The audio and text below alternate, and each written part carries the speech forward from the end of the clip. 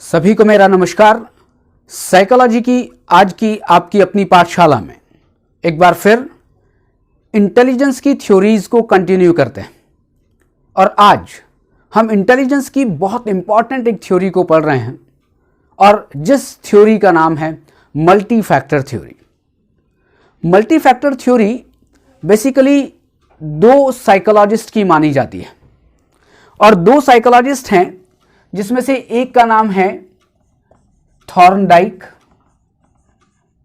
और दूसरे का नाम है गिलफर्ड। इन दोनों साइकोलॉजिस्ट थॉर्नडाइक और गिलफर्ड दोनों ही साइकोलॉजिस्ट की थ्योरी को हम multi factor theory of intelligence कहते हैं। लेकिन आज हम अभी के सेशन में हम पढ़ेंगे थॉर्नडाइक की थ्योरी को और थॉर्नडाइक की थ्योरी है multi factor theory of intelligence bye Edward Thorndike. यदि थॉर्नडाइक की बात की जाए तो थॉर्नडाइक ने स्पीयरमैन की थ्योरी, जिसको आपने पिछले एक दो वीडियो पहले देखा था या सुना था, डिस्कशन किया था, उसमें अगर आपने देखा हो तो स्पीयरमैन ने जी फैक्टर की बात की थी और सेकंड फैक्टर था एस फैक्टर। और वैसे ही एक थ्योरी आपने पढ़ी थी सिंगल फैक्टर थ्योरी, जो दी थी अल्फ्रेड बिने ने। इन दोनों ही थ्योरी को एडवर्ड थॉर्नडाइक ने डिनाई किया और उन्होंने कहा कि आप ये कहें कि बुद्धि केवल एक या दो तत्वों से मिलकर बनी है, ऐसा नहीं होता है। बुद्धि बहुत सारे तत्वों से मिलकर बनी है और थॉर्नडाइक तो ये भी कहते हैं कि बुद्धि असंख्य तत्वों से मिलकर बनी है जिसको गिना नहीं जा सकता। ये नहीं कहा जा सकता कि बुद्धि के तीन तत्व हैं, तीन फैक्टर हैं या दो फैक्टर हैं या एक फैक्टर है। बहुत सारे फैक्टर्स हैं और इन बहुत सारे फैक्टर्स से ये बुद्धि बनी है। आप इस तरह मान सकते हैं कि बुद्धि का आकार कुछ इस तरीके का हो भी सकता है कि इसमें बहुत सारे फैक्टर्स हैं और ये बहुत सारे फैक्टर्स मिलकर बुद्धि का निर्माण करते हैं, बुद्धि की रचना करते हैं। अब यदि आप इस फिगर को आप देख रहे हो तो इसमें बहुत सारे सर्कल्स हैं और ये बहुत सारे सर्कल एक दूसरे से जुड़े भी हैं और इन जुड़ने के बाद ये पूरा कंप्लीट, यदि इसको एक सर्कल मान लिया जाए, बड़ा सर्कल, और इस बड़े सर्कल में जितने भी छोटे सर्कल हैं ये छोटे छोटे तत्व हैं और इन तत्वों से मिलकर ये पूरी के पूरी बुद्धि बनी है। थॉर्नडाइक कहते हैं कि इसमें जो भी ये छोटे छोटे तत्व दिख रहे हैं, जो आपको छोटे सर्कल के रूप में दिखाई दे रहे होंगे, ये छोटे छोटे तत्व किसी एक मानसिक योग्यता का प्रतिनिधित्व करते हैं। मान सकते हैं कि एक तत्व होगा जो मैथमेटिक्स से रिलेटेड होगा, एक तत्व होगा जो केमिस्ट्री से रिलेटेड होगा, एक तत्व होगा जो हिस्ट्री से रिलेटेड होगा। ये एग्जाम्पल है समझाने के लिए। मतलब कि बहुत सारे तत्व हैं और ये बहुत सारे छोटे छोटे तत्व मिलकर एक बुद्धि की रचना करते हैं। किसी भी एक या दो फैक्टर से मिलकर कभी भी बुद्धि का निर्माण नहीं होता है। यदि एडवर्ड थॉर्नडाइक की थ्योरी को देखें तो इसको एक नाम और दिया गया है जिसको कहते हैं एनार्किक थ्योरी। आप बुक्स में देखेंगे कि इसका एक नाम एनार्किक थ्योरी है, या अगर हिंदी बुक्स की बात करूं तो इसको दो तीन नाम और हैं। कुछ साइकोलॉजिस्ट कहते हैं कि ये बालू का टीला सिद्धांत है। कुछ साइकोलॉजिस्ट इसको बालू का सिद्धांत कहते हैं।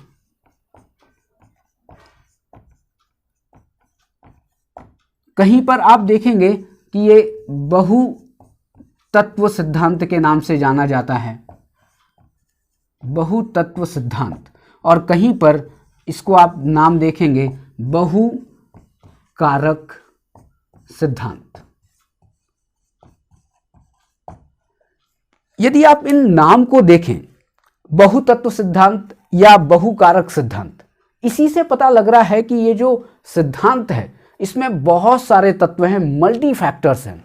लेकिन एक नाम से थोड़ा सा संशय नजर आता है, और संशय ये कि इसे बालू का सिद्धांत क्यों कहते हैं, इसे बालू का टेस्टीला सिद्धांत क्यों कहते हैं।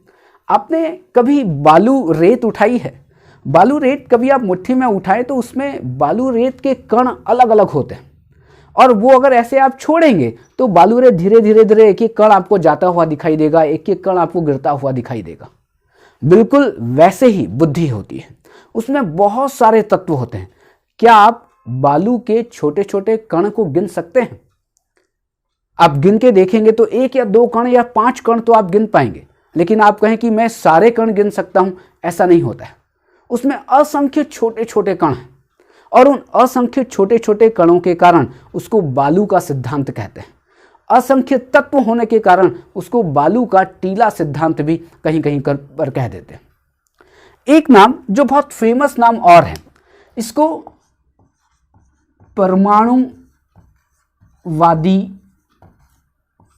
सिद्धांत भी कहते हैं। परमाणुवादी सिद्धांत का मतलब क्या है? बहुत सारे छोटे छोटे परमाणु मिलते हैं तब कोई एक बड़ी चीज बनती है। बिल्कुल वैसे ही एक एक परमाणु मतलब एक तत्व, एक तत्व मिला, 2 तत्व मिले, 3 तत्व मिले, 4 तत्व मिले, बहुत सारे तत्व मिले, और बहुत सारे तत्व मिलने के बाद ये एक बुद्धि का निर्माण हो गया।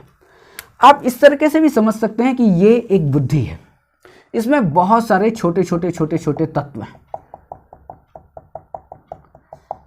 ये बहुत सारे छोटे छोटे तत्व हैं, और ये परमाणु से भी आप समझ सकते हैं, बालू रेत से भी आप समझ सकते हैं। ये बहुत सारे छोटे छोटे तत्व मिलते हैं, मल्टी फैक्टर्स मिलते हैं, और इन मल्टी फैक्टर मिलने से एक multi factor theory of intelligence बनती है, जिसको कि एडवर्ड थॉर्नडाइक ने दिया था। एडवर्ड थॉर्नडाइक अमेरिकन साइकोलॉजिस्ट थे, और एडवर्ड थॉर्नडाइक के बारे में एक बहुत इंपॉर्टेंट बात यह है कि इन्हें आप कहें तो फादर ऑफ एजुकेशनल साइकोलॉजी कहा जाता है। एजुकेशनल साइकोलॉजी जो बहुत ही बड़ी विस्तार से चर्चा की जा सकती है उस पर, और उस एजुकेशनल साइकोलॉजी के फादर माने जाते हैं एडवर्ड थॉर्नडाइक। यदि इसी को और आगे बढ़ाया जाए तो उन्होंने, जो थॉर्नडाइक है, उन्होंने कहा कि ये जो छोटे छोटे तत्व होते हैं ये एक एक मानसिक योग्यता का प्रतिनिधित्व करते हैं। अभी आपको मैंने कहा कि एक तत्व हो सकता है फिजिक्स से रिलेटेड हो, एक तत्व हो सकता है केमिस्ट्री से रिलेटेड हो, एक तत्व हो सकता है जो ड्राइंग से रिलेटेड हो, एक तत्व हो सकता है जो पेंटिंग से रिलेटेड हो, एक तत्व हो सकता है जो कुकिंग से रिलेटेड हो। बहुत सारी मानसिक योग्यताओं का प्रतिनिधित्व अलग अलग फैक्टर करते हैं, और एक तत्व दूसरे तत्व से इंडिपेंडेंट है, स्वतंत्र है। एक तत्व का दूसरे तत्व से संबंध है तो उसका रीजन कुछ अलग है, लेकिन अभी अगर देखें तो मैथमेटिक्स केमिस्ट्री से अलग है, केमिस्ट्री पेंटिंग से अलग है, पेंटिंग कुकिंग से अलग है, कुकिंग हिस्ट्री से अलग है। अलग अलग सब्जेक्ट जो अलग अलग दिखाई दे रहे हैं, वैसे ही जो तत्व हैं जिनको हम मल्टी फैक्टर्स कह रहे हैं, जो असंख्य तत्व हैं वो अलग अलग स्वतंत्र हैं, उनकी अपनी अलग एंटिटी है। यदि ये माना जाए कि ठीक है ये अलग अलग है, एक बात तो बिल्कुल सही है, लेकिन दूसरी बात ये है कि क्या इन तत्वों में कोई संबंध है? क्या ये जो छोटे छोटे मानसिक जो योग्यताओं को जो प्रतिनिधित्व जो तत्व कर रहे हैं, क्या उनमें किसी तरह का कोई रिलेशन है?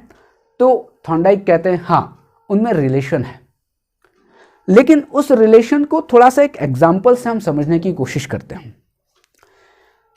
मान लेते हैं ये एक्स मेंटल एक्टिविटी है, और ये एक्स मेंटल एक्टिविटी जो कि मैथमेटिक्स को रिप्रेजेंट कर रही है, मतलब कि मैथमेटिक्स की मेंटल एक्टिविटी मान के चल रहे हैं।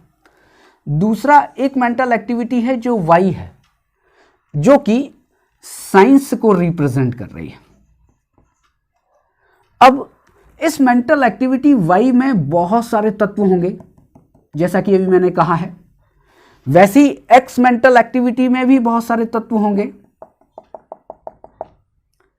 अब थोड़ा सा इस दोनों मैथ्स और साइंस को थोड़ा सा आप देखें कि क्या मैथमेटिक्स में लॉजिक काम करता है, तो आप कहेंगे हाँ मैथमेटिक्स में लॉजिक काम करता है।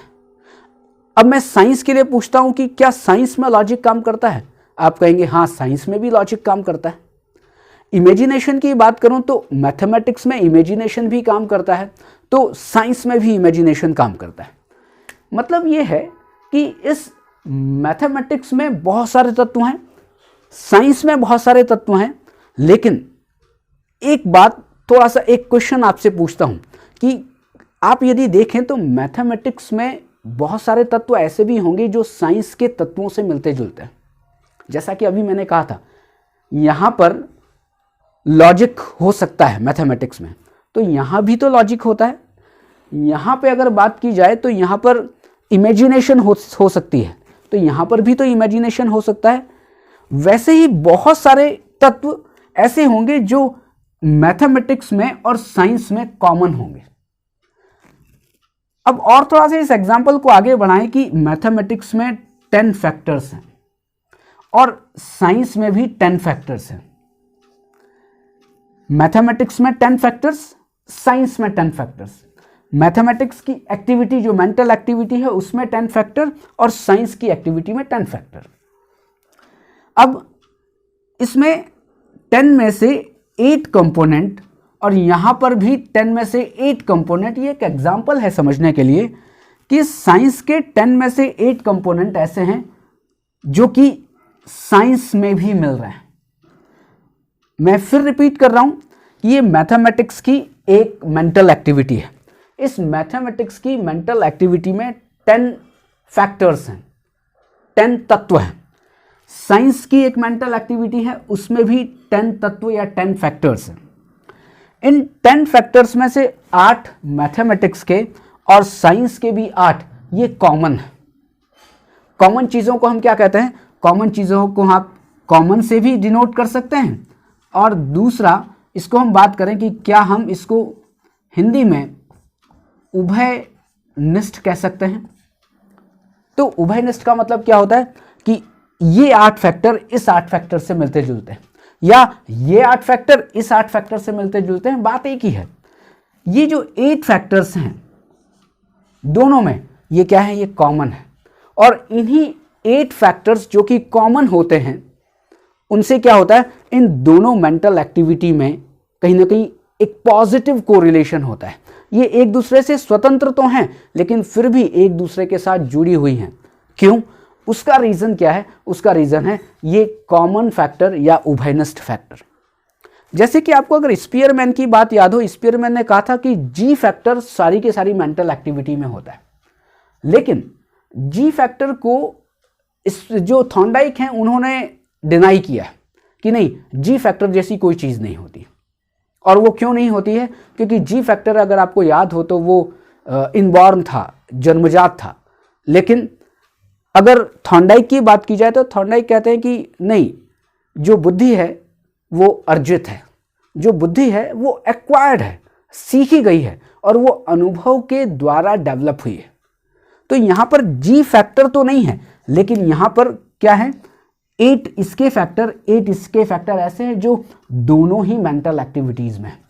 तो उभयनिष्ठ जितने भी फैक्टर होते हैं उन उभयनिष्ठ फैक्टर के कारण दो मानसिक योग्यताओं में क्या है? संबंध होता है, या अलग अलग तत्वों में पॉजिटिव संबंध होता है। किसके कारण?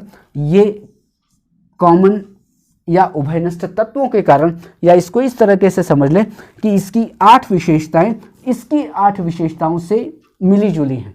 तो जब 8 विशेषताएं मिली जुली हैं तो कहीं ना कहीं इनमें क्या होगा? एक पॉजिटिव संबंध होगा।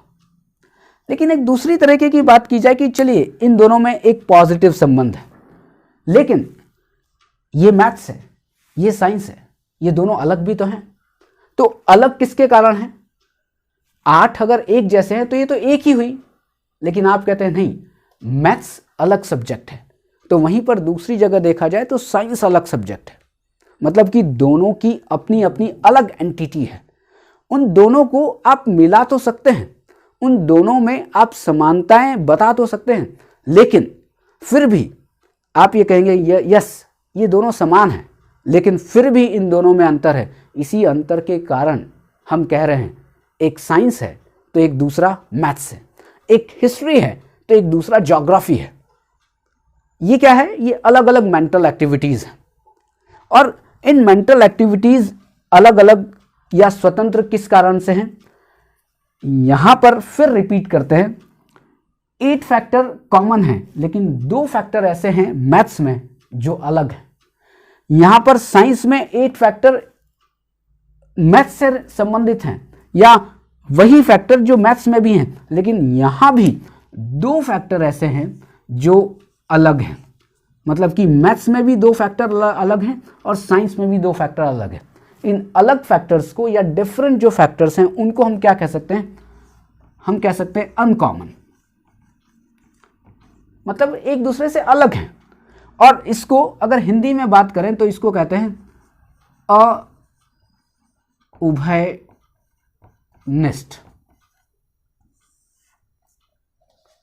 इन अउभयनिष्ठ कारक या इन अउभयनिष्ठ तत्व, यहां पर भी उभयनिष्ठ कारक या उभयनिष्ठ तत्व। समानता किसके कारण है? उभयनिष्ठ कारकों के कारण है। तो असमानता किसके कारण है? अउभयनिष्ठ कारकों या अउभयनिष्ठ तत्वों के कारण। इस तरह से 2 मानसिक योग्यताएं अलग होती हैं, या 2 मानसिक तत्व या बुद्धि के जो 2 अलग अलग तत्व हैं वो अलग होते हैं। तो फिर रिपीट करते हैं एक बात कि बुद्धि 2 या 3 या 4 या 5 तत्वों से मिलकर नहीं बनी है, बल्कि बुद्धि में बहुत सारे तत्व हैं, और इतने तत्व हैं कि आप एक बार के लिए उनको नहीं गिन सकते। इसलिए इसको बुद्धि को कहीं ना कहीं कोरिलेट किया गया था बालू रेत से। जैसा छोटे छोटे बालू रेत के कण होते हैं, बिल्कुल वैसे ही छोटे छोटे बुद्धि के भी तत्व होते हैं। और इन बुद्धि के तत्वों में समानता किसके कारण है? उनकी कॉमननेस के कारण, उनकी एक जैसी विशेषताओं के कारण। और उनमें विभिन्नता किसके कारण है? उनमें विभिन्नता है अनकॉमननेस के कारण, या अउभयनिष्ठ कारकों या अउभयनिष्ठ तत्वों के कारण। ये थ्योरी बहुत ही पुरानी है, और लेकिन आज की अगर बात की जाए तो आज ये थ्योरीज प्रचलन में नहीं है। न सिंगल फैक्टर थ्योरी प्रचलन में है जो कि अल्फ्रेड बिने ने दी थी, न स्पीयरमैन की थ्योरी जो 2 फैक्टर थ्योरी है वो भी आज प्रचलन में नहीं है, और न ही ये थॉर्नडाइक की थ्योरी आज प्रचलन में है। लेकिन फिर भी इस थ्योरी को समझना इसलिए ज़रूरी है कि किस तरह से एडवर्ड थॉर्नडाइक ने इंटेलिजेंस को डिफाइन किया था। एडवर्ड थॉर्नडाइक ने इंटेलिजेंस के कुछ प्रकार भी बताए, वो हम अगले वीडियो में डिस्कस करेंगे, किसी और वीडियो में, कि कौन कौन से प्रकार इंटेलिजेंस के हो सकते हैं। लेकिन केवल इसमें समझने वाली बात है असंख्य फैक्टर, मल्टी फैक्टर, और इन मल्टी फैक्टर ये स्वतंत्र हैं, एक दूसरे से अलग हैं, लेकिन यदि उनमें कोई पॉजिटिव कोरिलेशन है तो वो किसके कारण है? उभयनिष्ठ कारकों या उभयनिष्ठ तत्वों के कारण। और यदि उनमें वो बिल्कुल थोड़ा अलग भी हैं तो फिर वो किसके कारण है? वो अनकॉमन या अउभयनिष्ठ कारकों या तत्वों के कारण। यदि देखा जाए तो थॉर्नडाइक ने, अभी मैंने कहा कि उन्होंने स्पीयरमैन को डिनाई किया, स्पीयरमैन की 2 फैक्टर थ्योरी को उन्होंने नकार दिया। मौलिक रूप से तो अंतर दिखाई देता है कि हाँ, इन्होंने कहीं भी जी फैक्टर या एस फैक्टर की बात नहीं की है। लेकिन यदि हम इन दोनों में थोड़ा कोरिलेशन देखने की कोशिश करें तो वहां पर जी फैक्टर था, लेकिन यहां भी कॉमन फैक्टर है जो उससे मिलता जुलता है। लेकिन वो जो वहां जो जी फैक्टर था वो जन्मजात है, यहां पर जन्मजात तत्वों की बात नहीं है, यहां पर जन्मजात बुद्धि की बात नहीं है, यहां पर अर्जित बुद्धि की बात है। यदि वहां पर एस फैक्टर या स्पेसिफिक फैक्टर की बात थी तो यहां पर अनकॉमन फैक्टर या अउभयनिष्ठ तत्वों की बात है। मौलिक रूप से अंतर दिखाई देता है, लेकिन कहीं ना कहीं अगर समझने की दृष्टि से देखा जाए तो इनमें कहीं ना कहीं समानता दिखाई देती है। ये आपकी थ्योरी थी एडवर्ड थॉर्नडाइक की मल्टी फैक्टर थ्योरी, जो कि इंटेलिजेंस की थ्योरी है। और अभी बालू का टीला सिद्धांत, बालू का सिद्धांत, बहुतत्व सिद्धांत, ये परमाणुवादी सिद्धांत या परमाणु का सिद्धांत, इस थ्योरी के बहुत सारे नाम देखे जाते हैं, जाने जाते हैं। साइकोलॉजी की पाठशाला में आज केवल इतना ही, और आप सभी हेल्दी रहें, व्यस्त रहें, मस्त रहें और इस साइकोलॉजी की पाठशाला को एंजॉय करते रहें। अगले वीडियो में फिर मुलाकात होगी, तब तक के लिए आपको बहुत बहुत धन्यवाद।